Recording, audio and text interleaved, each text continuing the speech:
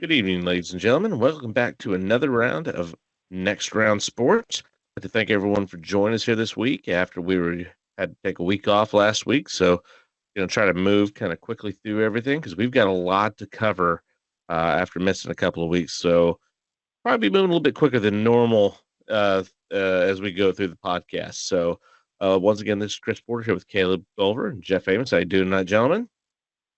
Good. Doing good, doing good.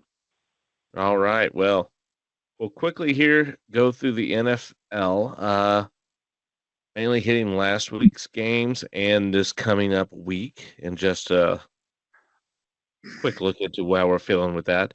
Of course, first game of that week was of our teams with Cincinnati and Cleveland, with Cincinnati getting the 21-14 win over the Cleveland Browns. Jeff, hey, you got the win. W is W, but yeah, it looked kind of rough.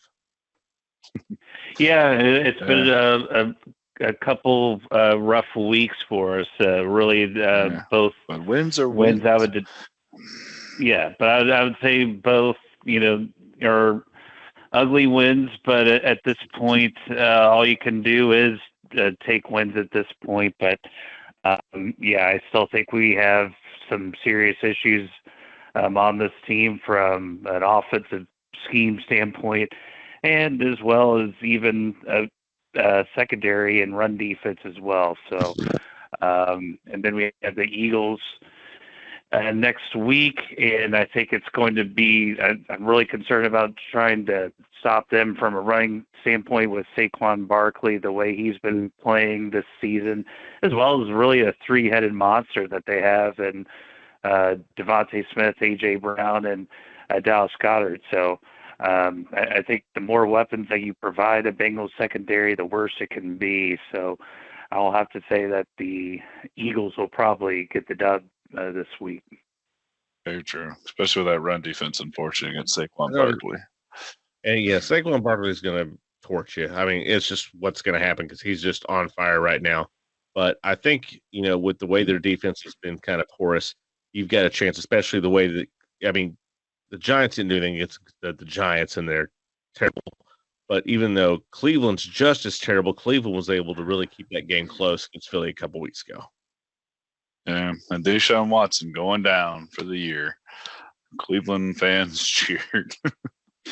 They cheered as you can see his leg wobbling as he took that step. Whenever it's a non-contact leg it injury, didn't look good. It's not good. And was very similar to last year's leg injury against the Ravens a little bit. Just hit awkwardly, I guess. And really, the fans, you can't be cheering that. I understand that you don't like the guy or you don't like the way that he's playing, but still don't cheer for that. You got to be better. It's got to be better than that. But at the end of the day, that's where it is. And we'll see if Jameis Winston will bring the crab legs out there in Cleveland. Yeah, he's going to have to try. Oh, man. Yeah, because I see him starting next week because they'll be going against your Baltimore Ravens next week. So But they will after two big wins. Well, one big win, I guess. The other one doesn't necessarily too surprising. Commanders, the Ravens beat the Commanders pretty good. Jaden Daniels looked pretty dang good and had a rookie record in his passing yards. But Lamar obviously winning that game behind Derrick Henry and Lamar themselves. And Zay Flowers. Jaden Daniels getting knocked out of last week's game after the first possession. Yes, true. With a rib injury. He's now game to game, day to day. Hate to hear it because Washington's been a fun team to watch when you watch them this year. But we'll see how that goes. But then coming back into the Buccaneers game, Ravens getting two big key interceptions against Mayfield, making throws he never should have. While unfortunately, this was a very ugly game this is a horrible loss really for the Buccaneers is what I'm trying to say basically. Not only did you lose the game, you lose Mike Evans to a hamstring injury until possibly week 11 by Chris Godwin's leg. Another, please don't watch it, being carted off the field, season done. Injuries for them. So all of a sudden the Buccaneers are looking like a lion without teeth. And then, like I said, Baker Mayfield being Baker Mayfield of old, just throwing those two interceptions. But the Ravens offense still plugging along, doing what it's doing. Derrick Henry now with 873 yards. He's on pace to beat Eric Dickerson's season rushing record of 2,105 by posting 2,120. This will be the second time in Derrick Henry's career that he goes over 2,000 yards. Pretty crazy for a thing like I think Jeff mentioned off camera or off before we started for a 30-year-old to do. But I mean, you can't say enough about the Ravens rush defense this year. They're going to set all kinds of records. And they're probably going to set the streak for most consecutive rushing yards in a game with 100 plus. I think they need 2 more games to do that.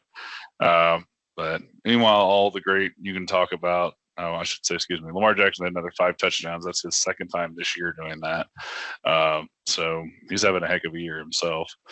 But Well, as top much as you can talk runners about for that MVP, offense, along with Derrick Henry. I mean, it's a battle between the two of them, really. pretty much at this point, especially if Jaden Daniels misses any times. But this defense for the Ravens still, it's got to get better. I'm thinking it's either schemes or play calling at this point because you got all pro players out there. Now, I blame Wiggins a lot of times, but he did have a very good defensive play late in the game, fourth quarter. That could have made a little bit of a difference, I think, later on. Because for some reason, onside kicks work against the Ravens, even though you have to tell the team you're onside kicking now. The rest of the league has had no successful kickoffs against any team except the Ravens. So there you go. But Do you believe our that the defense. Ravens do you believe they'll be looking for any defensive players who come to the trade deadline? Well, they did pick up Yankic Njoku, and I'm sorry butchering his name, so apologies.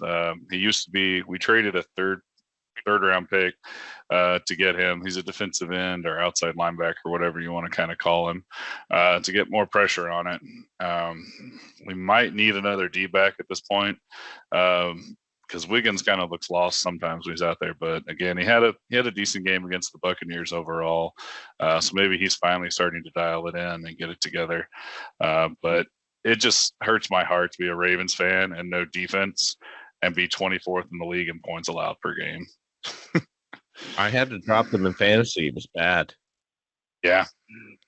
Never thought I'd have to drop the Ravens defense. Mm-hmm. Especially put in the Commanders defense, but hey, either way. Yeah, very true. Win's a win, as we said earlier against Jeff. So they're going good. We get the Browns, next week, kind of like we talked about a little bit earlier. So even with the QB going down, Jameis Winston being the guy, and Nick Chubb's second game back from injury. Nick Chubb did have, I think, a touchdown and 30 yards. On very few carries in his first game against the Bengals. So he could be interesting. But I think our run defense has been solid. It's our pass defense that's been a little sus. So I think we can, especially since there's no wide receivers the Browns have that I think you can name that would scare me.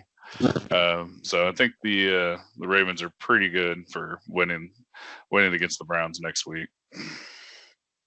I tend to agree with you on that. So, it's the elephant in the room.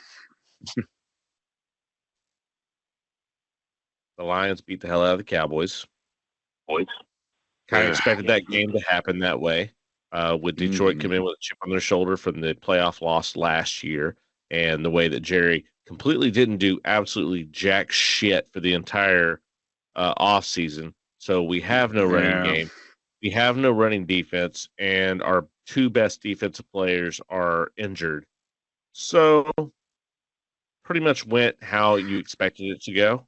It was terrible. It was, but it was needed to happen. It's a wake up for this team, or it's just the complete indictment of what Jerry has put out in the field, which when he was questioned about it on 105.3 The Fan, he blew up and had a hissy fit where he's now pushing away even more of the fans who are now aligning against him.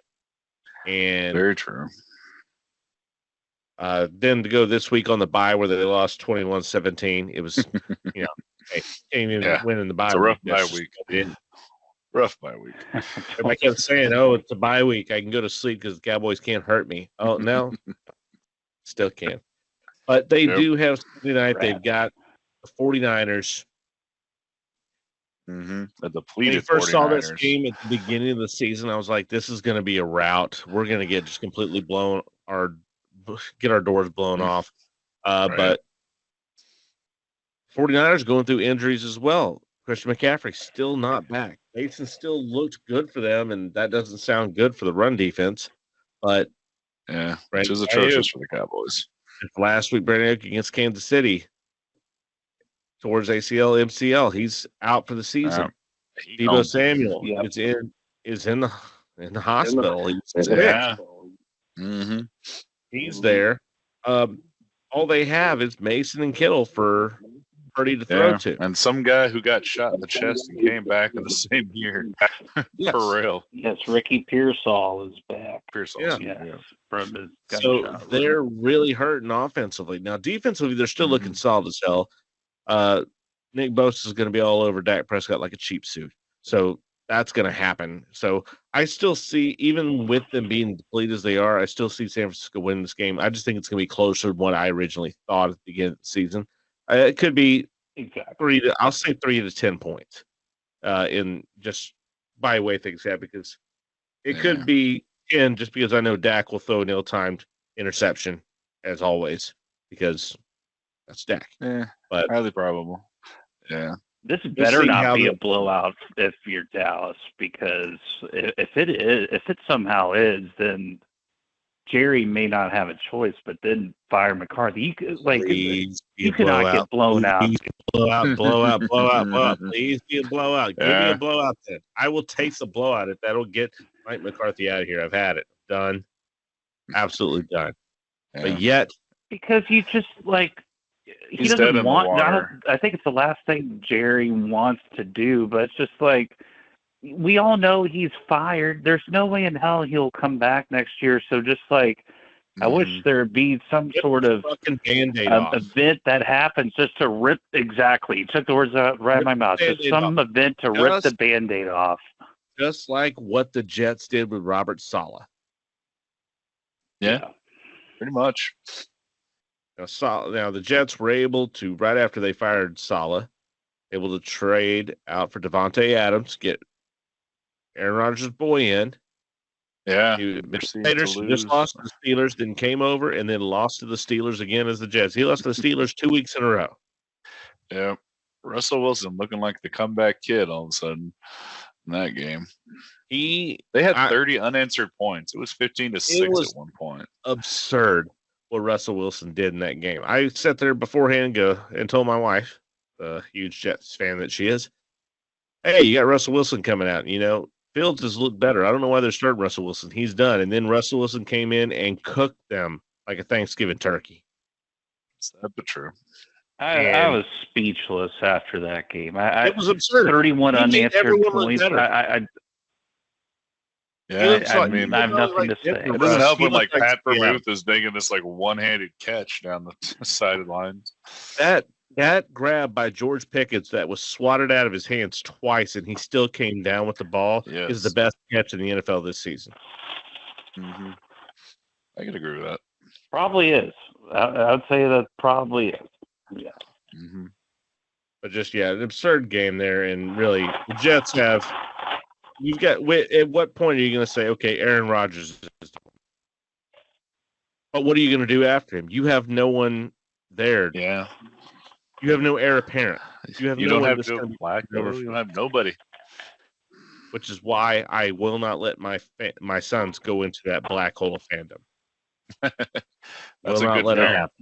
That's a good parent. You cannot do that. Although you're going to unfortunately walk them into the other black hole of fandom known as the Cowboys. True, but we at least have black hole in the more recent future. Yes, and there's also more people to feel your pain. Don't let your babies grow. Be Jets fans. Very true. All right, I better stop before I get in more trouble for my wife whenever she sees this. But anyways, a lot going on there. A lot of injuries that have happened. We hit a bunch of those, and just crazy things happened there in the NFL. We want to go ahead and wrap that up, and we'll be back here in just a few moments with the next round.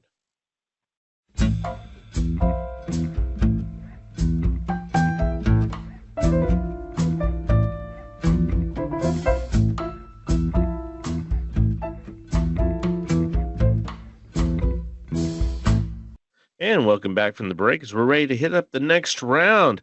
NCAA college football.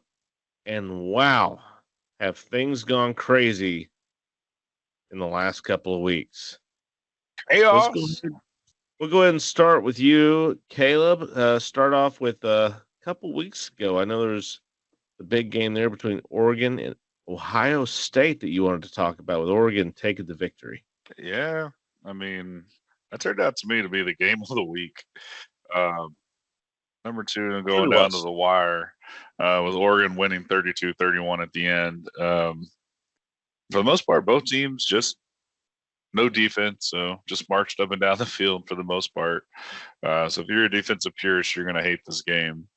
But the Oregon Ducks came back, took the lead, and then something interesting happened a little bit near the end of the game. I don't know if this is on purpose. It's been reported that it supposedly is. But while time's ticking down, Ohio State's driving down the field. They need about 15 yards to get into field goal range and kick the game-winning field goal. So there's about 20-something seconds on the clock. So Oregon gets 12 defensive men on the field. The play goes on, starts, time's ticking off the clock. Ohio State throws it, miss interception. Refs see it though, throw the flag. There's 12 men on the field, 5 yards down the field. So supposedly what this did is it ticked off enough time that the Ohio State QB unfortunately made a bonehead move and started running down the field towards the end zone, or towards the field goal line, and tried to slide down to call a timeout. But unfortunately, time ran out by the time he got down and we came back up.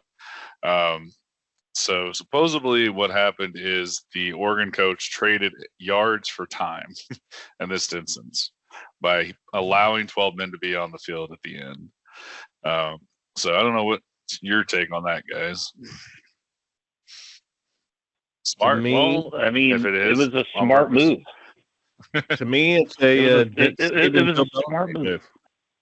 Yeah, I agree. I always like it. I mean, I liked it when Vrabel and Belichick did it to each other in the NFL with the delay of games we saw a couple of years ago or last year. So I enjoyed it. It was interesting. It's legal. It is. I didn't think about it at the time, of course, but it was interesting. You hate it. If you're an Ohio State fan, you hate it. You're pissed off about it. Call bullshit about it. But or say it's chicken shit. Oh, that's the way you're going to win. Well, yeah, because if Ohio State had a chance to do it, they would do it too. If they wouldn't, they're dumb not to do it. You find any way you can win when you're in a game of that, proportions, where it's number 2 and number 3 teams at that time going against each other. There's a reason why. You have to get every single edge you can get to win these games. So no, I don't blame Oregon for doing it. Hey, it was legal. If it was an illegal move they did, okay, then now we're having that conversation where, hey, this wasn't called, but yeah, this was an illegal thing they did. This should be handled. But no, it's well within the rules. I don't have a problem with it. Good for Oregon. No, very true. Yeah, and you have to just give credit to Dan Lanning, and like you just said, Chris, it was Bill Belichick-esque. I mean, you took advantage of a loophole in the role you used, or in the play. You took advantage of it at the perfect time, and it worked out. It saved you the game, and how smart the move was. The Big Ten is right, and you would do that 100 times out of 100 to get to that point, regardless of it's maybe a little, for lack of a better phrase, pardon my French, chicken shit. But you have to. Those are things that you have to do. And it was such a smart move by Dan Lanning. The Big Ten already banned that from happening in the future. So, so yeah, I mean, he knew exactly what he was doing, and kudos to him. And no one, even on the broadcast, certainly didn't catch it watching the game live. Like I said, it was later on. But it was a brilliant move by Lanning. Yeah, very true. Okay. Well, before I turn it back over, I'm gonna give. Oh, sorry. You got more on that? Go ahead. Oh, I was changing games for real quick. do my weekly Ashton Genty post here. Boise 28-7 over Hawaii, with Genty rushing for 217 yards and a touchdown, getting 237 total all-purpose yards, catching another touchdown, including one that was a 50-yard rushing touchdown. If you get the chance, look at some of the memes and video jokes about him, because apparently he just stands up in the backfield, like doesn't kneel down, just stands straight up. Apparently people are comparing that to Michael Myers this Halloween season before he goes and murders a team. He just stands up and takes the ball and goes and kills them. But that's all I was going to say on that one. That's good. There you go. And as far as the week before, Texas destroying OU in the Red River shootout. We'll not call it a showdown. It's a shootout. And or the rivalry. That game, not doing the rivalry. It's not that's what it is. But however, Texas then not showing up at home against Georgia, and wow, getting embarrassed. Finally trying and having not only getting embarrassed in the first half, but then coming back later and seeing one of the strangest calls I have ever seen watching football, where the Longhorns get an interception, run it back to about, say, the 5. Can't remember exactly, but we're just saying the 5 here for conversation. And are called for defensive pass interference. And as the replay goes, at most, it's offensive pass interference. There should have been no call. It was a terrible call at the time. It was a horrible call. When the call comes up, as the replay gets shown, the UT fans start throwing water bottles out onto the field, which provoked Steve Sarkisian to walk across the field to calm the crowd down. To calm them down, yes. He walked across, calmed them down. The cheerleaders were out picking up water bottles. They cleared it really quickly. They did. It was a good job cleaning it up. It was a very good job of people on the field taking care of that. Boo on the student section. You can't do that. I understand being pissed. You can't do that. However, because of that, the officials then had a meeting and reversed the call. I have not seen the supposedly it's not because of the crowd throwing thing. Supposedly it's because they had already decided to get together and we're talking about it when that went on. So it's not correct. They can say that. They can say that. But the course of events would let you see that it was because of that. Hey, you brought it up. It's not, you can't see a replay, but it was brought up because the replay was playing and you saw it there.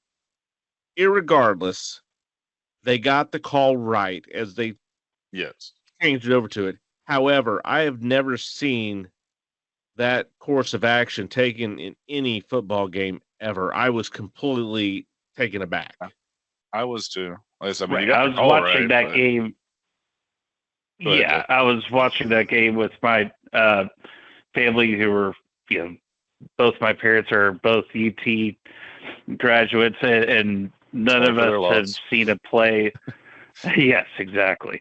Yeah, none of us had seen a play or a sequence like that before, where it's just, you had the egregious pass interference call, but then the fact that you changed the call like 3 or 4 minutes later after water bottles are thrown on the field, jaws drop to the floor. It's just, I've never seen anything like that. And then also too, look,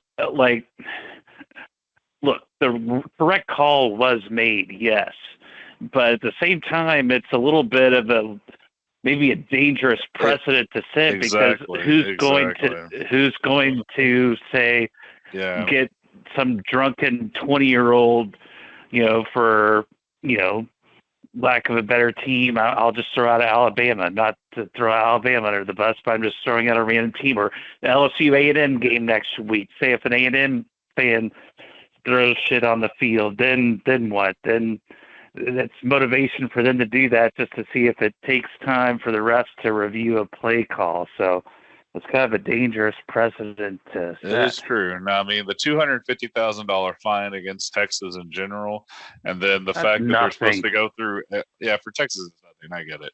But going through the footage and trying to find every student who threw something and banning them from the stadium for the year, might be the only deterrent, and that's assuming if they actually ban a bunch of these people, or if the school just goes, "We tried, couldn't ID these people," which is what they should do, because I get it. I get you need to, okay, we need to enforce this right here, but to go through and nitpick every single person after the call, that's a little excessive. Yeah. Hey, that was a mandate by the SEC. It was mandated by the SEC, but I think a lot of that was, hey, we don't want this. You're due to the conference. Yeah, and I think the fact the call reversed. If it would have been Alabama and Saban, they wouldn't have had them try. It wouldn't have said, "Hey, you need to go through video and find out faces of people doing all that." They would not have done that. They wouldn't. Just Probably saying. True. It's a shot back of, "Hey, you're new to the SEC. We don't do this here." That's the reason why they said that. I can guarantee that. Right. But also keep it in the SEC. Well, hold on a second though. Before we get off this game, I do got one more question, because I know Georgia just beat the tar out of Texas, so I won't linger too long on it. But what do y'all think of the Archie Manning coming in near the end of the quarter, end of the first half, and then never being seen again? Like, I thought maybe he was going to start the second half too, but he just went back to Quentin Ewers. I don't know if this is trying to avoid some kind of QB controversy, but I think Manning might have been able to make a little bit of a difference. I think all it was just simply to maybe like try and provide some kind of spark, and then it didn't work, and then you went back to the man that took you to this point so far, which had to be Quinn Ewers. There was no reason to make Manning it permanent. Being more athletic and trying to run away from that attacking defensive line. Caleb, he hasn't done it. We got to tap the brakes here. We have to tap the brakes here on Arch, because, like, look, yes, he's looked good, like, in fill-in time and things like that, but this is what Texas fans need to realize, too. It's just, like, it's one thing to play really good against UTSA. It's really good to play, like, in the fourth quarter against Texas Tech, or the second half against Colorado State. But, like, Quinn Ewers took you through these big moments to get you to the college football playoff last year. Yeah. No, very true. And he destroyed Oklahoma the week before. To make a permanent off a little rust. To make a permanent. I'm not saying benching, a permanent. I'm just saying for that game in particular. I was just saying. For the I just game. would I'm not saying have made. Quinn Ewers looked like trash at the beginning of the game, and they made the switch, and Arch didn't look much better. He did. Right. And they gave him a chance. Now, if Arch would have came in and took advantage of the situation, such as Caleb Williams did when he came in for Oklahoma against Texas, you keep him in. Then you have the opportunity to earn that position and take it over for the rest of the season. But he didn't. He did not take advantage of it. And he had that same dumb look on his face that his Uncle Eli had all the time for the Giants. So, because of that, you had to go back to your guy, which, if he hadn't been injured and had played well, which he didn't play well against Georgia, but up to that point, was in the running for the Heisman. You had to go back to that guy. At least see if, hey, maybe this, hey, I brought in the backup, the heir apparent, Manning. He didn't look good. So maybe this whole, hey, we're taking you out of the game, maybe this gives a motivational hump. Hey, we pulled you out, but we're going to give you another chance here. Can you do it? At that point, you've got to do what you got to try to do to try to win the game, because you're down by that much. You've been embarrassed up to that point. And really, we're talking about the quarterback play. Why aren't we talking about the defense? Their defense, which has been lauded as a top defense all season. Well, you could say defense, you could say offensive line. The offensive line for Texas has been phenomenal this year, and they got shredded. Yeah, the offensive line did get exposed because really, it was like the offensive line performance was terrible. Yeah, I mean, even your I forget what they call it in college. Excuse me, all-pro guard and tackle were just getting rounded. All-American.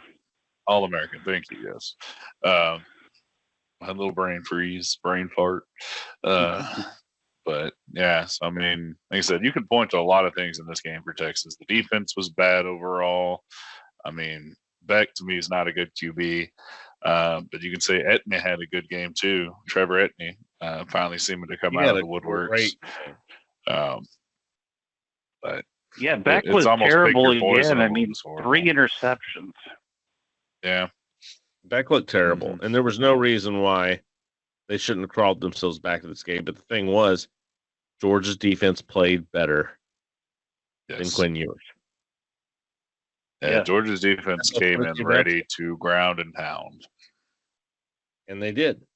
And the only thing that makes me so mad about Texas, or a lot of Texas fans, is that they just want to blame this on Quinn Ewers. If Arch was in there, it's just like, look, we tried Arch in that game. He was not any better than Quinn. That's why he immediately went back to the bench. And you know what? They made this game 23-15 with Quinn being in there. The offensive line was not good enough, and Georgia's defense was that good to where they won the game. Had nothing to do with the quarterback play, really, in my opinion. And no argument for me on that. I completely agree. Sad but true. Yep. So coming up, one of the other games from last week that I wanted to talk about, the other big ranked game, Tennessee and Alabama, with Tennessee getting the 24-17 win over Bama, and wow, this game was fun to watch. It really, really was. Yeah, I mean, it was kind of boring to start, but then somebody took the lid off the touchdown zone, and everybody just started scoring. Yeah, particularly Tennessee, and that Dylan Sampson is for Tennessee. Their running back is just a heck of a player. He had no problem running all over Alabama. This is an Alabama team too that lost to Vandy, almost lost to South Carolina, and is now lost to Tennessee. I don't know how you put this team in the playoffs though. And they still beat Georgia. Yeah, the week before that they still beat Georgia. You're right. Yes. Almost gave that up too. It's amazing. We are really at a point with Alabama where they've played 14 out of 16 shitty quarters of football, basically. Very true. Yeah, since the Georgia game, they've just been in this. Well, since the second half of the Georgia game, they almost blew that game. They did. Very true. Very true. They did blow that game. This is all on the coach. It's on DeBoer. Yeah, this is Caleb DeBoer. That honeymoon is over in Tuscaloosa for now. That honeymoon came off very quickly, but you knew that was going to happen. And it's now, this is where he needs to set the tone. He needs to set the new standard, because it's been the Saban standard for so long, and you need to set the new standard. Well, that's why I think we agreed last week he should have suspended that player. Well, I was about to go back to exactly. To suspend him would have been to set the standard against South Carolina. That would have set the standard, but he didn't. And because of that, now you've lost again to Tennessee in a game that you really probably should have won. Yeah, potentially. And I mean, Tennessee's defense is holding teams to about 10.7 points per game, so it's pretty dang good. Yeah, the problem is that Tennessee, that offense has not been playing good. But I agree with you, Caleb. Just that Malachi Moore non-suspension, I'll go back to that, and it's just kind of, you had an opportunity to set the tone for how you're going to run your program, and you did nothing because you're afraid. Doesn't appear that way now. You're afraid to rock the boat, but you have to set your footprint on this program, and you didn't do it. Mm-hmm. True. So Alabama's dead in the water. Tennessee now has a chance going up forward. But go ahead and talk about some games here coming up this week. A few of the games that I've got circled I'm looking forward to is You got Oregon and Illinois, the 1 and 20 seed. And the reason I'm looking at this because Illinois has looked surprisingly good this year.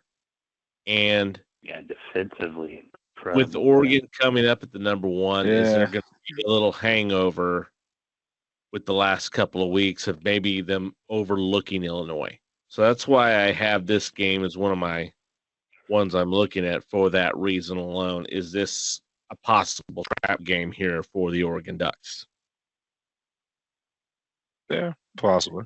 The But only I thing that think the offense for Illinois might not be able to keep up. Some of the things. Yeah, I think that would be my concern too. 21-7 earlier this year. Yeah, but Penn State, it took them a long time to get going. Look, as I think Luke Altmaier, the Illinois quarterback, he's one of the most efficient quarterbacks in the country. I mean, he has 15 touchdowns versus 1 interception, and then really Illinois has about 3 or 4 guys that can run the football. There's really not like one true superstar on that team from an offensive standpoint, but they have a good offensive line as well. The only thing is that I think Oregon's defense is a little underrated, and I think for me, Illinois is going to have trouble consistently producing points in that game. The Illinois defense, I have a feeling, is going to be on that field a long, long time. So Oregon might, Illinois can play a great defensive game, but then Oregon just could wear them down at the end. So I guess my concern would be for Illinois initially just being able to score enough points to keep up with Oregon offensively. But I'll say this is going to be Oregon's toughest test defensively they've gone against all year, and that includes going against Ohio State. Ooh. Big words. Prediction there. Mm-hmm. And another game that I'm currently looking forward to this week, not looking forward to Texas and Vandy, even though Vandy's ranked now. But I'm looking forward to seeing Notre Dame and Navy. Yes. Navy's now ranked 24th. They're undefeated. Going against number 12, Notre Dame. And with a high defense coming in. For looking forward to this game is of what may happen later on. If Navy is able to beat Notre Dame. It's crazy the predictions what may happen. It's crazy. It is. I've looked at Navy's schedule. I don't see another game that they could lose. As long as they don't overlook any of their opponents, they should be able to finish undefeated at that point. 3 weeks from now, Army takes on Notre Dame. And Army's undefeated at the moment, too. And our Army is also undefeated. Army is looking really, really good. Their quarterback he's got some talent. That kid is really good. Army, I see every game, but Notre Dame is who they have in 3 weeks. That is the only team I could see actually upsetting them. If Army and Navy are able to upset Notre Dame, which is possible because Notre Dame doesn't look great, that is a possibility. We have the potential, one of the potentials, of getting an undefeated Army-Navy game at the end of the season. That would be nuts. So don't forget that, too. They're the same conference. Army and Navy are the same conference. So you might also have a championship game with Army and Navy of that conference before the Army-Navy game as well. Yes.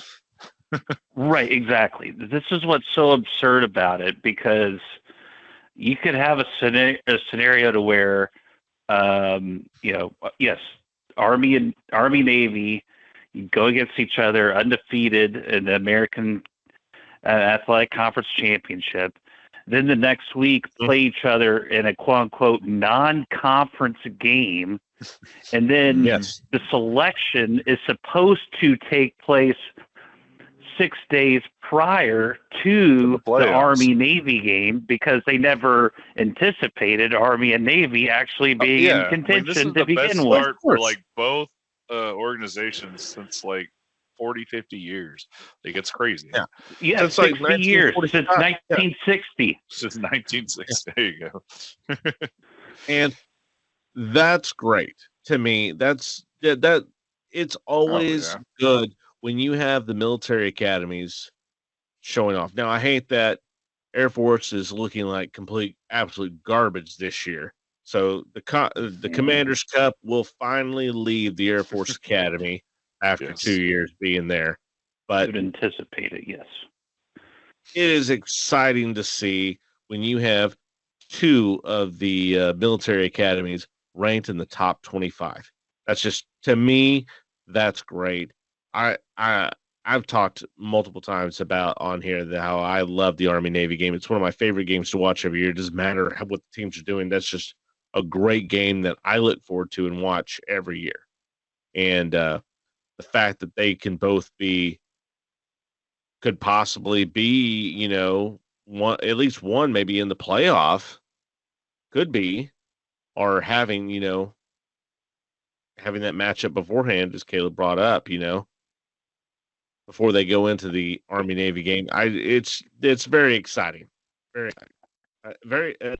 Seriously, what? Mm-hmm. Oh, go ahead. Sorry. No, I was going to say it's exciting enough that my son, that my oldest son, is already pulling for Navy against Notre Dame. There you go. Good boy. And he's been pulling for Notre Dame because his aunt goes to Notre Dame. Yeah, true.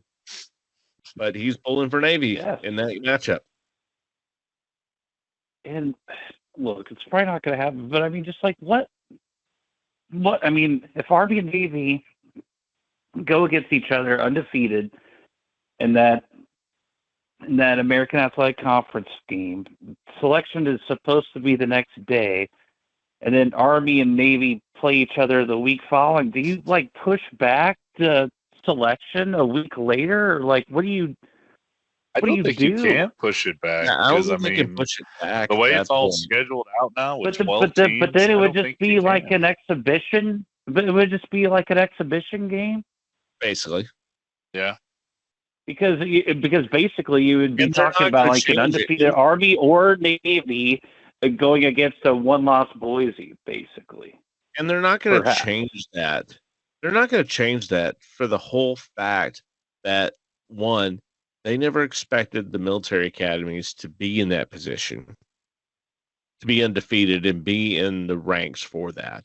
And they don't expect that to happen consistently in the future. Because, we can talk about it this year. Really, this year we'll talk about it. It'll probably, we haven't talked about, they haven't been undefeated to this point since the 60s. So, I mean, it's not like it's happening every other year. Otherwise, they would have accounted for it. So, I mean, I think the NCAA was willing to go ahead and hedge that bet that, okay, we can have them play afterwards because maybe they'll be good. If it is, then that brings controversy. That brings more talk about it. But then we don't have to worry about it for another 60 years. So, yeah, I don't. They're going to even worry about it. It is bringing up controversy that they can have more people talking about, the new alignment. And as Jerry Jones will prove to you, anybody, as long as they're talking about you, it's all good. Yes. But yeah, I agree with you though. It's the fact that, I mean, if other than the exception of the Notre Dame game, I don't see Army or Navy losing to anyone else on their schedule at all. No, there's no one else on their schedule that it's going to happen to. Like, all the other teams are trash. And I've watched at least a lot of the highlights of these Army Navy games. I haven't gotten them all on TV, but from what I've watched from them, these teams are good. They got some players. Yeah, Barth is killing it as a QB for Navy too. Yes. Both quarterbacks are playing in elite level status. And that's the thing. 100%. That's the thing with Army and Navy is that you see why they can't compete every year is because these linemen have to hit Army weight requirements. Mm-hmm. They have to be at a fighting level requirement. That's what they're required to do by the academy. And I've always believed, I talked to my wife's late uncle, and he believed about this, that, if you played football for the military academies, that you shouldn't have to, wait before you could get drafted. you should be able to be drafted. But when whatever city you're drafted in, say you go through the West Point and you get drafted, say 3rd round, and you get drafted to Jeff's Bengals, then you should become a recruiter, Army recruiter in Cincinnati. So when you're not playing or practicing, you were at the recruiting office and you were recruiting for the Army in the Cincinnati area. And that's how you serve your country and pull in for that. And of course, you can do whatever unless you want to go overseas and go serve overseas, and that's what your dream is, then go for it. But you should have that option so that you can go right into the NFL, make your money, but you have to still serve as a recruiter for the Army or for whatever branch in the military you're in that city that you were drafted by.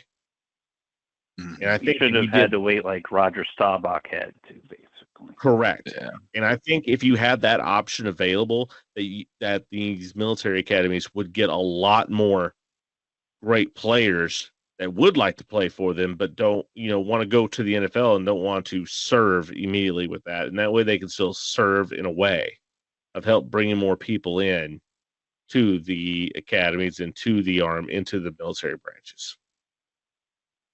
And that came from a member of the Army who said, this is what I honestly believe would help the military academies recruit better players.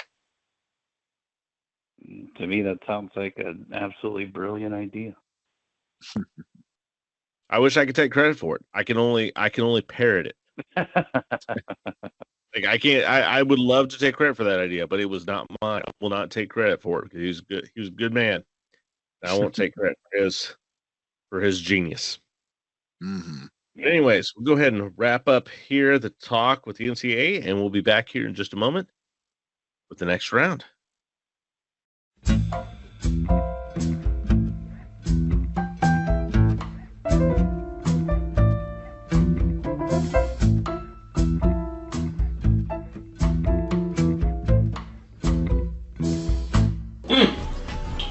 That's good. That's good. Man, that's good. That's what you call gumbo. Poor man gumbo. And welcome back from the break as we're ready to hit up the sports gumbo, where we're going to hit a little bit of everything that we weren't able to get to in our other sections and throw it all in one big steaming pot of deliciousness. And we'll go ahead and start the gumbo off by throwing in the first ingredient, which is Major League Baseball. The World Series is set. That's here. Friday. The New York Yankees and the LA Dodgers. And my Just son what the big wanted, wigs And I was wanted. the only one that was right. Yep. He's I pulled- went with yep. my heart, and that cost me. You went with your heart. I went with mine a little bit. The Mets were able to at least get 2 wins off against the Dodgers. Unlike the Indians. Cleveland was able to do against the Yankees. But well done, Jeff. Yeah. Well done. I had a feeling that was really what it was, and you picked the pick that Major League Baseball wanted. Because New York versus New York, the Subway Series would have been very profitable for them as well, by all means. But having Ohtani, Part of me was cheering for Cleveland, though. But yes, very profitable for the league. Yeah, all the big stars, Judge, Soto, Matani, like Porter was saying, they're all on the stage now. Right now, after watching, and I'll tell you this, my son, diehard Ranger fan, but he's rooting for his mommy's team. He's rooting for the Yankees over the Dodgers. And I'm not faulting him for that because he's rooting for his mommy's team. So can't fault him there. But I have to say, with watching these series, if you're watching these series and you don't see that Juan Soto is the best player in baseball right now, you're fucking blind. Yeah. I said from the beginning, I was so jealous. And I've told my father-in-law and my wife the whole season, I've been so jealous that the Yankees got Juan Soto after he left the Nationals, went to the Padres, and then came there. I go, it's unfair that you got him because he is the best player in baseball. He's 25 years old, and he is the best player in baseball. Trout, there's no yes, talk he about is. Trout anymore. Trout Judge can't. might be able to take him a run for his money. Judge And is so good. would Ohtani. No. Judge is good. Ohtani is good. Soto is the best player in baseball. Hands down. Bold statement, sir. Hands down. Soto is the best player in baseball. Judge is extremely good. Extremely Regular he's season Judge. hitting he's hitting home runs like we haven't seen in forever. But also, Judge is a freak of nature. That guy is gigantic. He should be playing tight end in the NFL. I mean, he's just absurd. And it's no disrespect to him or Ohtani. And Ohtani Ohtani's good batting on his own. He is. But Ohtani gets the nod because he will pitch as well, too. He hasn't done the season because he's still recovered in that way to be able to pitch. But he gets a little bit more of a nod because he does go both ways. But when you look down at the actual way he plays the game, Soto is the best player in the game. How clutch he Soto's is. absolutely amazing. Like, I wish like his defense was a little better, but yes, he's a great player. I'm not going to argue with it. His defense is great. I've seen some bonehead flaws. Yeah, he makes a couple bonehead plays, but there's a couple. Everyone has a couple bonehead plays, but you look over the entire season, and if you can say there's only a couple. Well, I'm not saying there's just a couple. That's all I've seen. I'm saying there's a couple. But I'm sure there's more. But no, I mean, he's just like, look, Juan Soto. I mean, Soto has been great since he was on the at this Nationals, and we age, cheered for him then. It's ridiculous. Yeah, and he's been. I mean, I agree. Like, he'll be 26 in 3 days. He'll be 26 by Friday. By game one, and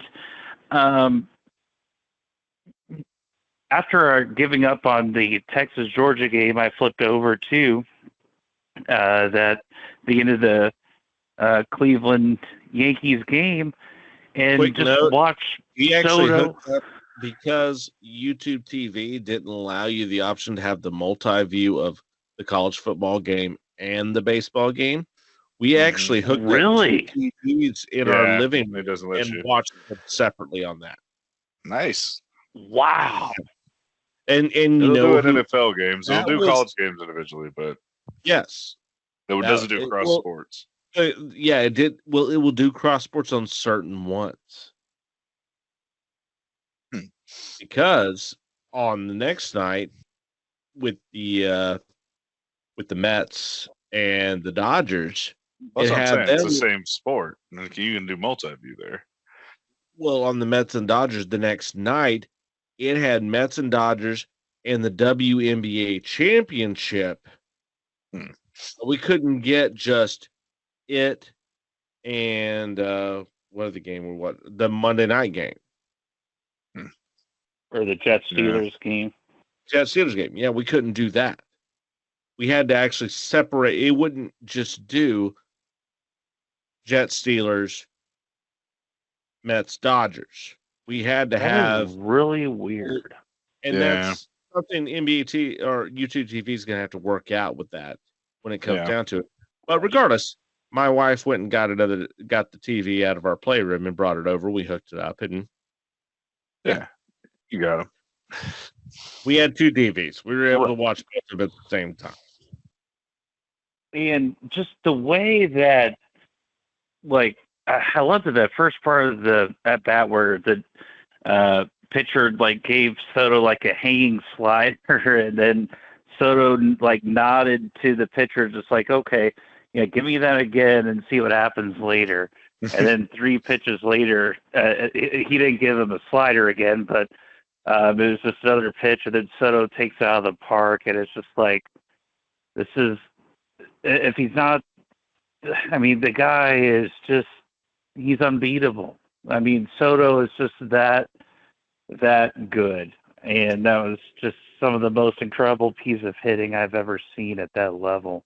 And kudos to Soto and kudos to the Yankees. And it was well deserved. And also, too, like even though the series ended in 5 games, this series is a very dramatic, very exciting series. It was so much fun to watch. I can't really think of a It was series. a hard-won series by the Yankees. It was a very hard-won series. They earned each win that they had.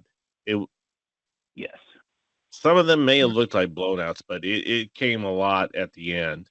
It was it was close throughout every single game of this series. Oh, 100%. Enjoyable Yeah. series to watch. Most definitely. And especially And since then, my wife is a Yankees fan, been able to watch more playoff baseball since her team's in it, and she'll watch it with me. So now that they're in the World Series against the Dodgers, I already know that I'm going to get to watch a lot more playoff baseball with my wife and not just by myself. Yay. As I did Yay. last year where I watched every game by myself. Mm-hmm. And I would assume Ed is a Yankees fan as well. Yes, huge Yankees fan. So Okay. they supported me last year. I'll support them this year. Yeah, got to return Very the good. favor. I have no loyalty to the Dodgers. So Right. Right. it And comes down to speaking that, of the, go American League. and it's right. And speaking of the Dodgers, well, a hell of an effort by the Mets this season, really coming back from the dead in the dog days of summer, being just a middling 500 team. Their starting pitching lit up. They always had clutch play from Pete Alonso, but then at the end of the day, the Dodgers were just too much. Lindor was phenomenal for them. Oh my gosh, yes, of course, Lindor. I mean, he was incredible in the postseason. I don't know how many times I'd see him. He hit a grand slam or he hit a 3-run home run. That guy was so clutch. He kept the Mets single-handedly kept the Mets in these playoffs, and he was phenomenal. That's such a great point. Lindor was incredible. Alonso was great, but it's just you know when you're going against Ohtani, Mookie Betts, Kiki Hernandez, just every single day, like you can't. There's no defense for winning because the Mets were running on house money at that time. They were never expected to be there. They weren't even expected to make the playoffs after they went into full sell mode last year where they sent Scherzer and Verlander out and everyone else. I mean, correct. No one expected the Mets to ever be in the playoffs, and they caught fire, and the fire only went so long. And they have nothing to hang their heads about. Like, they weren't expected. They were not expected to get to the NLCS. And to get there and to win 2 games in that against the Dodgers, who were the perennial favorites, you have nothing to hang your head about. So at that point, you're like, at that point, now you're only asking the question, okay, do we catch lightning in the bottle? Or are we only a few pieces away from actually making a better run at this next year and the year after? And that's where you have to question the leadership of the Mets because they have not given their fan base any reason to trust them to actually get the right guys in and get them in at the right price. Right. In the history of the franchise, the Mets have never built upon anything, so there's really no evidence that they would actually do it this time. But they rhyme with yes. Right. Both franchises having the same problems in that aspect. Yeah. No, exactly. But still, a heck of a season for the Mets. Kudos to them. And then, what do you think is going to happen in this World Series? I mean, I think we're talking about perhaps a 7 games. Well, I guess I would put the Dodgers maybe as a very slight favorite. Yeah, I mean, I think it goes 7 games. But I mean, it could go. I mean, I think it's going to be super close. I'm not going to be surprised by. The only thing I'll be surprised about is if it's less than 6 or 7 games. That's the only Very thing I'll true. be surprised Agreed. about. Yeah, I think this is going to be a longer Surprised if it's series. less than 6. If it's less than 6, I'll be very, very surprised. If it ends in 6, I wouldn't be surprised. If it's a 4-2 win, Dodgers or Yankees, I wouldn't be surprised. For my family, I am picking the Yankees. I think but I would not be surprised if the Dodgers win it. I picked the Yankees in 7. I think it's going to come down to the very end, and the Yankees play very well on the road. They're not afraid of being on the road. Being out in LA against the Dodgers, that's not going to affect them. They're not going to get. They play in New York. They play in the Bronx. That's not going to affect them being in wherever they play. That's just where it is. And as it comes down to, you have the best player in baseball on your team. You have Juan Soto. He's the best player. And then on top of that, you have him back second, followed by Aaron Judge and Giancarlo Stanton, who's the AL MVP, who tore it up in the postseason, which is what they thought they were going to get with him when they brought him over from Miami 7 years ago. So Stanton's finally playing the way they hoped for him to play. You have a motivated Stanton, you have a motivated Judge. Soto's amazing. The only thing the Yankees need to worry about is their bullpen. Weaver has given it up quite a few times there in the closing role. That's where they need to really worry. They need to score runs quick. They need to score runs early. And I think they can. Mm-hmm. But that's how they're going to win, is getting up early and scoring enough runs that whatever runs are given up by the bullpen are not going to affect them later on. But I think that they actually have the potential to do that. So Yankees in 7. I think I'm going to steal your pick. I'm going to go Yankees in 7 too. I think that the issue that I've had with the Dodgers in these playoffs so far is their starting pitching. Their starting pitching has not been good whatsoever at any point. Very true. Their starter in Game 1, Jake Flaherty's got a 7.04 ERA. Mm-hmm. Right, and so they've given up.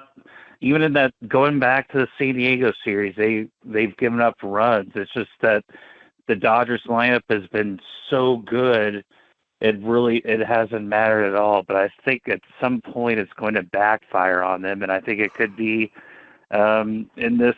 I think it's going to be in this Yankees World Series. And in this series, at some point they're gonna have a more offensive power than they've seen in the entire playoffs up to this point. 100%, sure. Yeah, the Padres are good offensively, but they're not Yankees good. And that's the thing. Yeah, they don't have Soto anymore. No, they don't have Soto anymore. And that's, to me, that's the huge key. Having Soto, and I mean, they have not seen this offensive power up to this point. They've seen close to it, but they haven't. And I completely agree.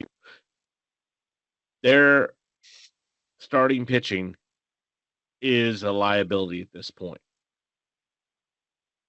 If they can come out, and dominate early, they have a great chance of winning. Great chance. But they haven't proven to this point against lower caliber talent. Like Gleyber Torres is your number one. Yep. Gleyber Torres, Soto, Judge, Stanton. That's rough Murder's Row again. It's a murderer's row. It really, truly is. And it's not just hitting home runs. These guys know how to get on base. They know how to score. I mean, Soto knows how to win a championship. He's been on that when he was with the Nationals. Washington. Mm-hmm. Very true. That's why, I agree with you. Dodgers in 7. Caleb, go. Yeah, I got Yankees in 6. So this is going to be an offensive juggernaut of a series. And I would have this honestly in 5 games, I think, for the Yankees because I just don't trust the Dodgers in the playoffs. But that bullpen, as you said, I think is going to give up at least a game to the Dodgers if they come back. So 6 I agree with Yankees you on that. Very big offensive showings, I think, in most of these games coming. Oh, it's going to – I don't know what the record is for most runs in a World Series, but I'm curious. Yeah. We need to look at that for next week. We'll have to look up all the offensive stats because they could be in danger. It could be in danger. I think there's going to be a lot of runs put up in this, and that's why I went Yankees in 7 because I think there's going to be a lot of falter in there with Weaver. I don't trust him, and I don't trust a few guys in the Yankees bullpen. But the problem is that their offense is so good they're able to cover them up, and they've been doing it the whole time. Mm-hmm. All right, well, we'll go ahead and shift away over from baseball. As of tonight, the NBA season is underway. Mm-hmm. About to be on. Boston has already slapped the Knicks around as the redhead stepchildren that they are, and shown that, hey, we're the champions. This is who you got to come through Boston, which is very, very true. Mm-hmm. And currently, Jeff's Timberwolves are getting slapped around by the Lakers. Surprisingly, yeah. Cat 12 points and 7 rebounds for the Knicks tonight. That's the last. Yep. That was that thing I was about to bring up. Cat being traded before the season started over to the Knicks for Julius Randle and Devin Defense. Gobert signed for a 3-year extension today. And Jeff, since it happened while we were, away on the break, how are you feeling about this trade? Randall, he only has 6 points, 5 rebounds tonight, but I'm not going to make a judgment about one game. But again, I feel that not only, I think what people forget about this trade is people want to look at Towns, Randall, but also too, we get Devontae DiVincenzo, who is a really solid role player, a great defensive player, great sixth man who has the potential to be sixth man of the year when we already have the sixth man of the year in Naz Reid. People are saying he could be sixth man of the year this next year. And like you said, Naz Reid you have as well.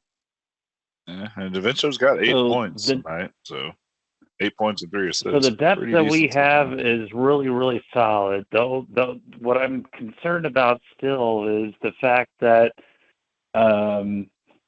our inability to guard the perimeter. Look, Mike Conley, I love Mike Conley. He's a great leader, great role model.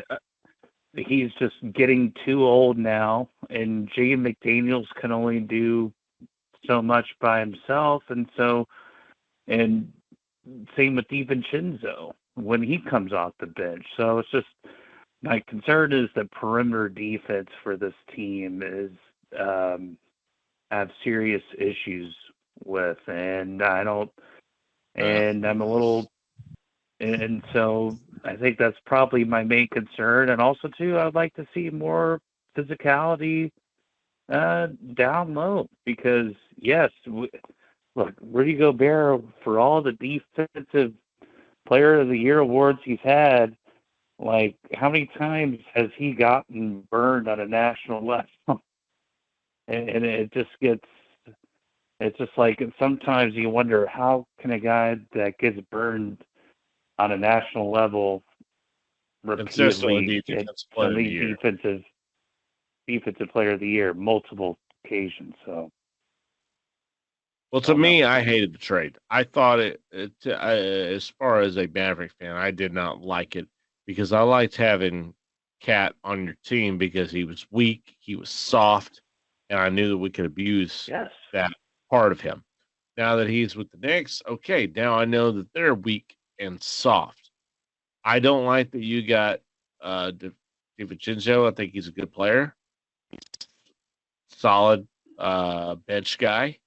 And Julius Randle, I thought, was the biggest part of it because he hasn't played well tonight. I'm wondering if he's going to fit into your system well because I am a fan of Julius Randle. I thought he And he's really been a little bit of a revitalized bust early on, so early we'll see on if he so can far pick it up. with Minnesota. I'm hoping he can pick it up Well, I'm because talking I about thought even early on in his basketball career overall, he was a little bit of a bust. he was, but then It he took him a while to get revitalized. started. He revitalized it there in New York, and I Yeah. thought I was surprised that he was part of that trade deal because he really revitalized his career there. Like he really started flourishing there. And I'm wondering if you're going to get, some fallback from that. Like he's going to regress because of the trade. I don't know. I'm Yeah. wait and see. I hope that doesn't affect his career, but it could, it absolutely could.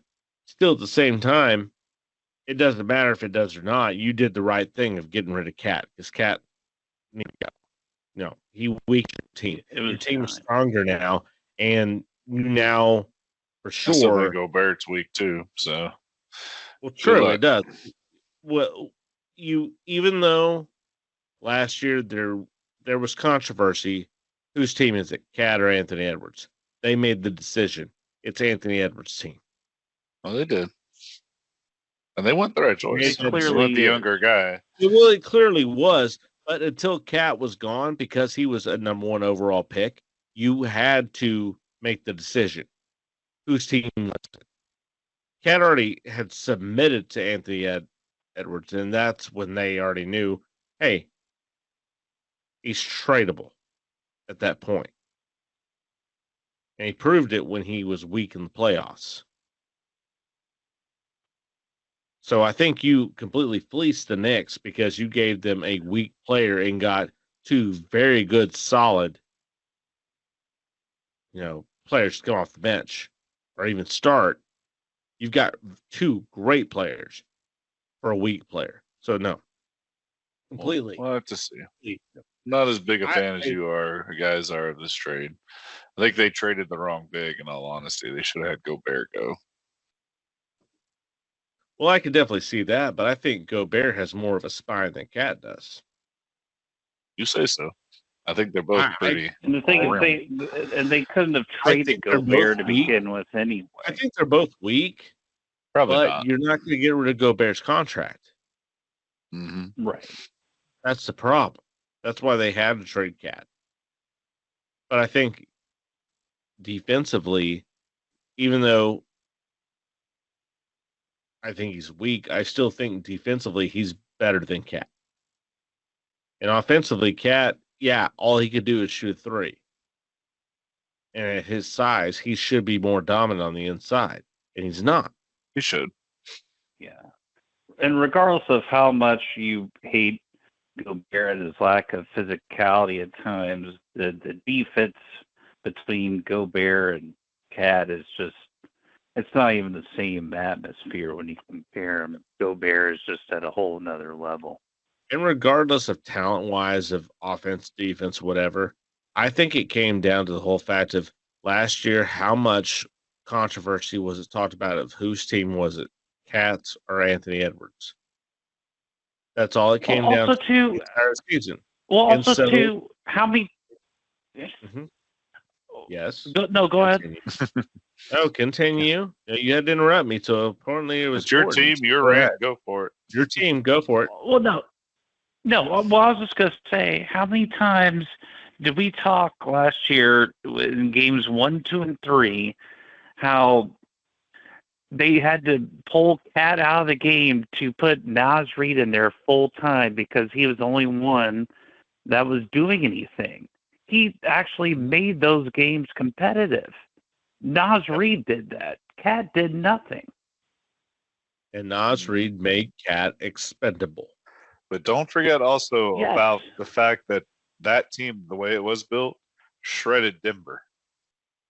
They did shred Denver because they were built to beat Denver. Then Exactly. they It was a realized bad very matchup. quickly they weren't built to beat Dallas. Yes. No, they weren't. And And even they're probably even not were being not. built to beat the And I Thunder think that either. they because they're very realized similar teams. that they didn't need Cat to beat Denver. They needed Naj Reid to beat Denver. But they didn't need Cat to beat Dallas either.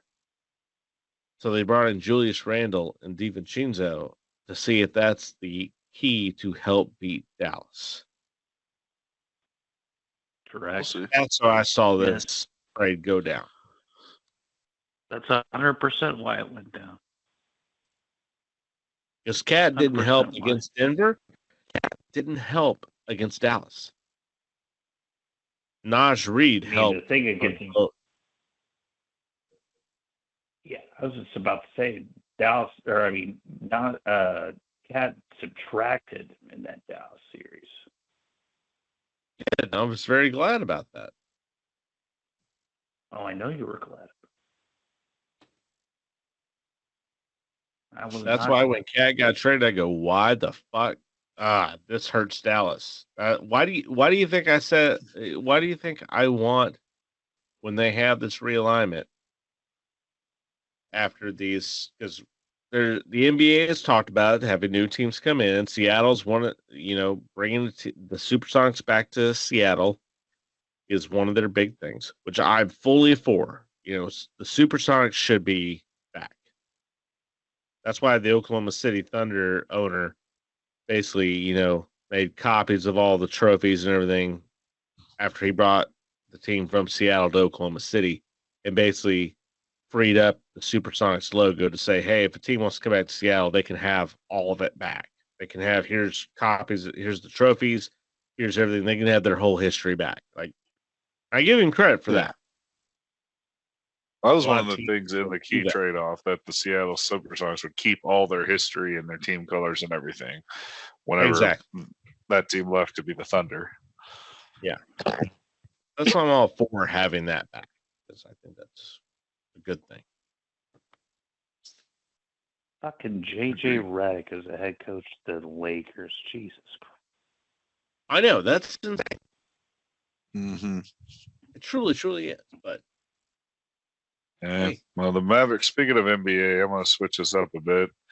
Mavericks Uh-huh. get to open their season on Thursday night, TNT, against the on Spurs. TNT, I get to watch it. Yep. Gonna see Luka versus Wemby. Mhm. Ah, Now, the Mavericks, of wait. course, are away from Bally's, excuse me. So now they're with Take That Fuck Broadcasting. Fuck Bally's. No, they're off Bally's. Yes, fuck them. Fuck 'em. So KFA Channel 29 is the channel you want to go to watch them, which unfortunately is not part of YouTube TV. If you're in Pittsburgh, how do you watch them? Well, that's the interesting point. They're coming up with an app that they're going to sell all the games that you can stream live anywhere. They're going to sell it by a monthly charge or a season charge. I think the season charge is like $125. So if it comes out, I'm buying it. Sold. Right. So hopefully that will be out soon. But unfortunately, for YouTube TV fans and fans in Pittsburgh, most likely it'll be nationally televised games that we have to watch right now until Tega becomes a little more. If I get that app, then I will get onto that and go with that, because with the which transition to the next one, the NHL. The Stars went over to the Victory Plus, since they went away from Bally's as well. And I looked into that. It's like, all right, get to watch my Stars. I'm so excited. My boys are ready to watch the Stars. They've been telling me how they want to watch the Stars. And it's only for Texas, Oklahoma, Louisiana, and Arkansas. And I was like, cannot watch the Stars up here. Only going to have to watch nationally So I need them to continue as they're doing, where they're 5-1 to start the season. They are right now leading favorites, Stanley Cup favorites. Very true. And we need to see how that keeps going on, because barring injury, I mean, we talked about the Stars so much last year about who they have with Wyatt Johnson and the young guys. You got Rope Hintz, who's one of the fastest players in the NHL, and starting out early, 5-1, they're looking good. They're tied in first with Winnipeg and Minnesota. And surprising to me, right below them in second place is the Utah Hockey Club. Formal Arizona Coyotes. This pisses me off.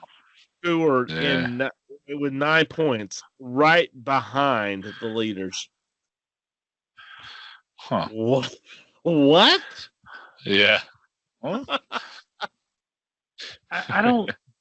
So what I don't get is the fact that he was, or the fact that the Utah, whatever the hell they're going to be called, we'll call the Utah Hockey Club for now. That's what they are right now. So they had a They said that they were going to do a huge they already did. They already did like a huge name contest, and everyone could vote, and then it's just like, oh, we're not going to put the name out this year. We're going to be the Utah Hockey Club this year. It's just like, why?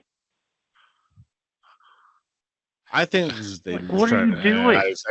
They needed to be called the Colorado Avalanche. Colorado the Yeti. The Yetis. Yeti. Regardless of what their name is, their mascot needs to be the Yeti. They need to have the Yeti as the mascot, and it doesn't matter if they're the Yetis or if they're the Snowfall or whatever they are. Just the Yeti needs to be the mascot. Period. Mm-hmm. And make him this is a just abomination. Like the Phoenix Suns gorilla. Turn him into the most awesome mascot. Essentially Bigfoot. Yes. Very true. Regardless of that, that's where the Stars are sitting right now.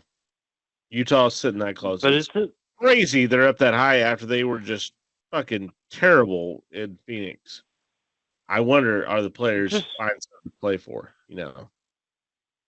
I think they're excited to get out of a 3,000-seat arena and play for a city that actually could care for them. So I think it's going to be definitely positive.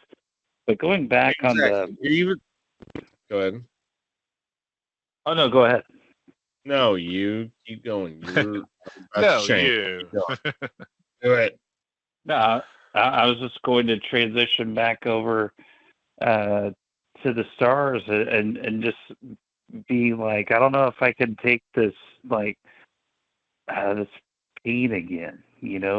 Like the great regular season, and you have a fantastic season, and then it's all about the postseason. We're 6 games into the season, and you're already hanging over the panic button. You do this with the Bengals. Don't do this with the Stars. Stop hanging over the panic button. It is so early. It's not a panic button. It's not about the panic button. It's just no. It's not the panic button. It's the fact. No, it's not about the panic button. It's the fact that when we get to April, then we're just going to have to oh my God, can they get out of the first round, please, for the love of God? And then we go through all this whole regular season greatness. I don't know if I can do that again. October. We're in fucking October right now. It's October, and you're worried about April. God. Relax, man. Relax. Breathe in, breathe out. Yes, it is October. Okay, April, I'm going to worry about in February. which is Yeah, 3 months away. it's just All so right, Mike. exhausting with this team. You're exhausting yourself out of it. They're tied for first in their division, 5-1, 10 points with 6 games played. 6 games. There's no reason to overthink it at this point. Yes, the talking heads are going to, put them as the favorites. It doesn't matter at this point in time. We're going to see how the game progresses, how the season progresses. We don't know how injuries will happen. All we know is that we have a good team. Let's enjoy it right now. And as long as the Auditor stays healthy, they have a shot. And that's all we get asked for. I just want to All you need is a second. Just get in the playoffs. In the NHL, just get in the playoffs. All you got to do is get in the playoffs. All you need That's is my get into the concern. playoffs with a hot goalie. And I want a hot goalie. How hot do you want your It's goalie? just so concerning. How hot do you want him? Is Auditor hot enough for you? He good looking? He good looking enough for you? Me a little hotter.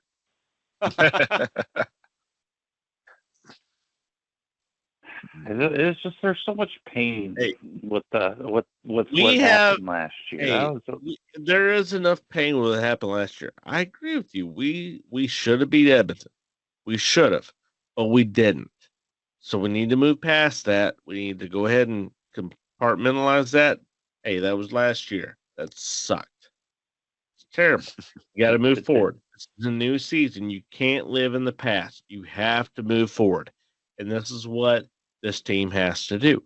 Move forward. We know we can beat these teams. We know they're 5-1 coming up. I mean, they're playing lights out right now. Early in the season, yeah, they're winning the games they need to. Now, if they came out and they were 2-4, or they were 1-5, okay, now I can see you hovering over to the panic button a little bit. Hey, we were close enough last year. Why are we this way? No, they're 5-1. They're playing extremely good hockey right now. I don't see any reason to worry about the Stars as of right now. Go on a 4-game losing streak. All right, hey, you might be able to convince me to worry, but it's still early in the season. I think we're good. Well, I'll tap the brakes then. Yes, please. Last thing I wanted to bring up before you guys wanted to go on to any other things is last week, Bournemouth taking a 2-0 win over Arsenal. Not good in the EPL. Arsenal did How does that happen?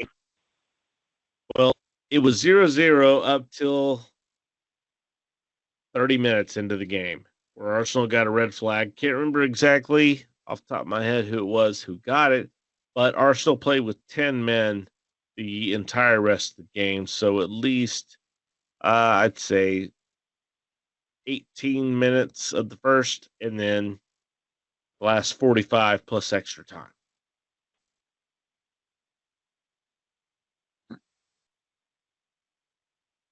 That's just shocking to me. Because it's very shocking to be Bournemouth. But Bournemouth has given them problems the last 2 years. They have not been a team they've been able to blow out, such as Crystal Palace or Nottingham Forest. Yeah. They just have had problems with Bournemouth. And in watching this game, the Bournemouth manager and the Arsenal manager also were together in their coaching tree. Oh, I did not know that. Together.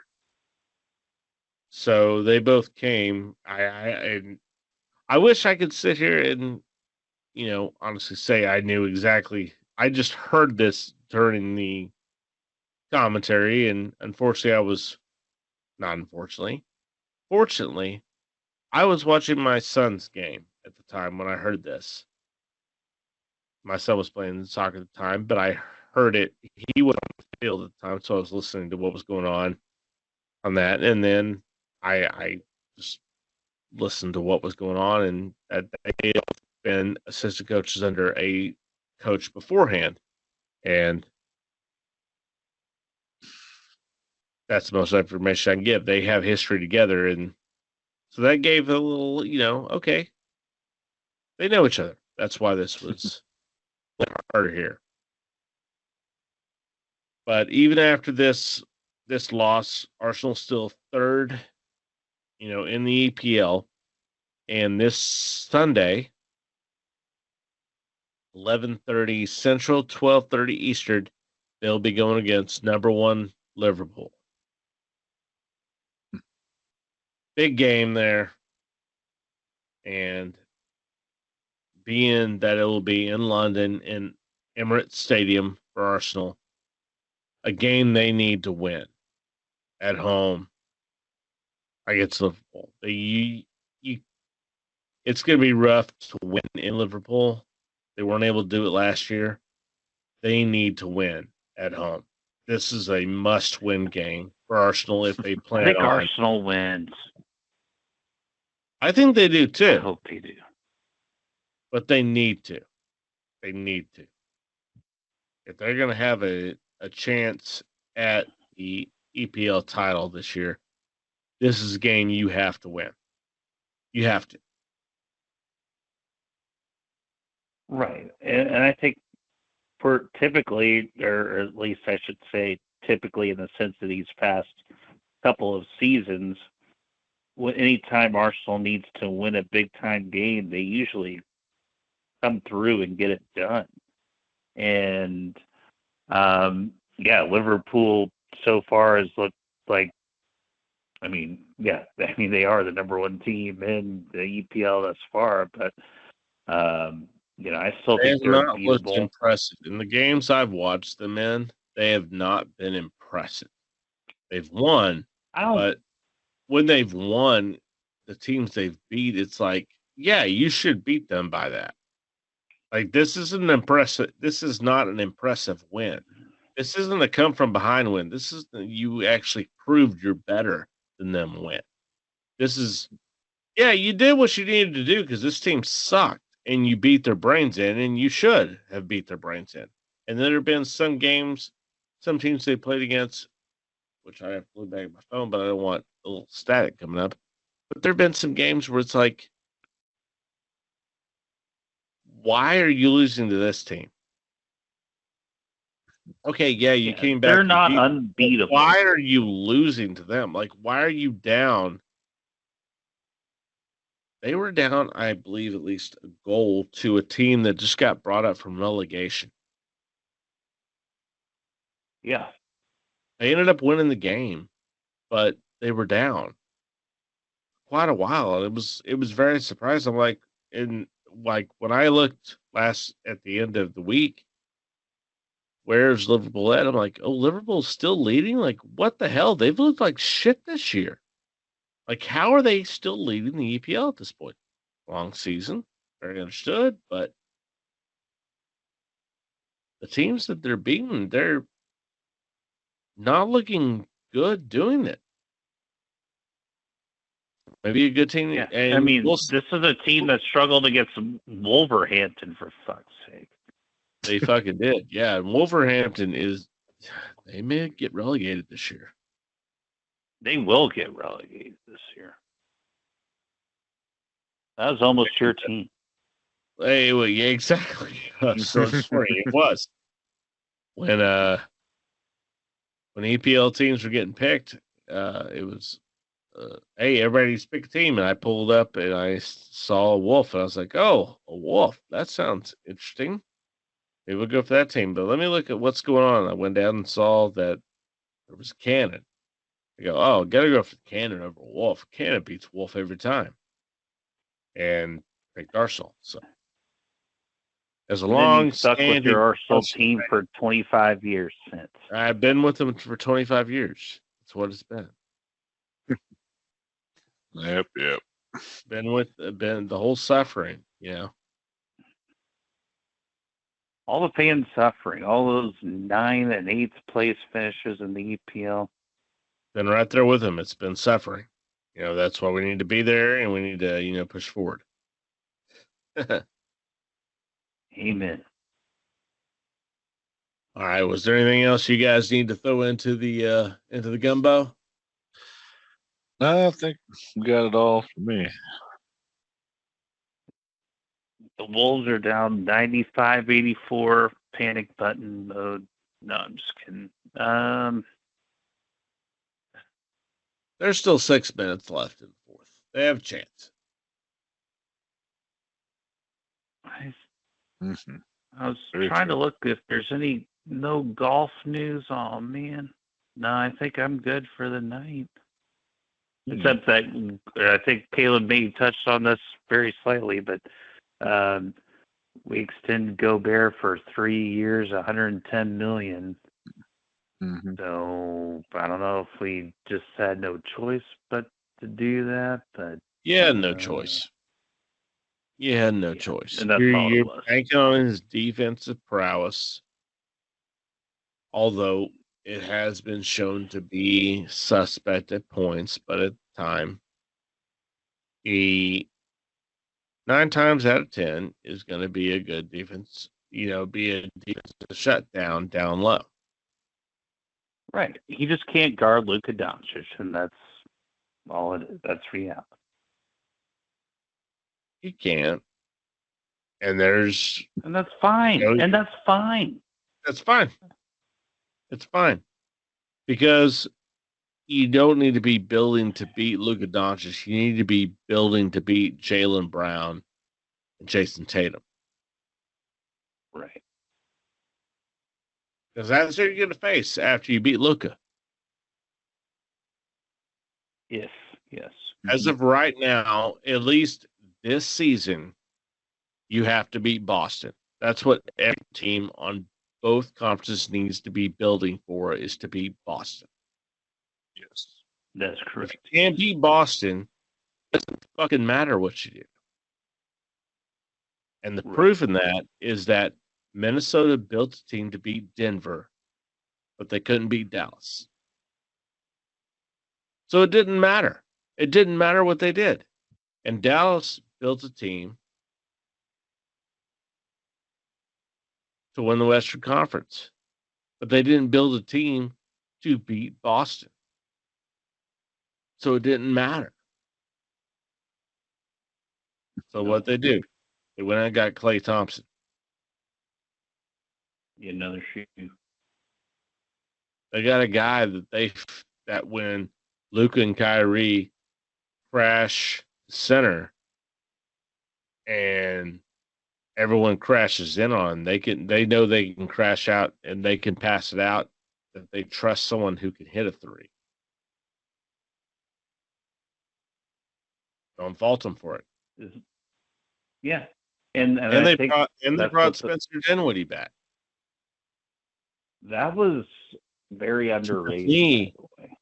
To me, I thought that was an underrated signing, because you brought in a guy that has played with these guys and had success playing with these guys. And if there's an injury, can step in and fill in with these guys.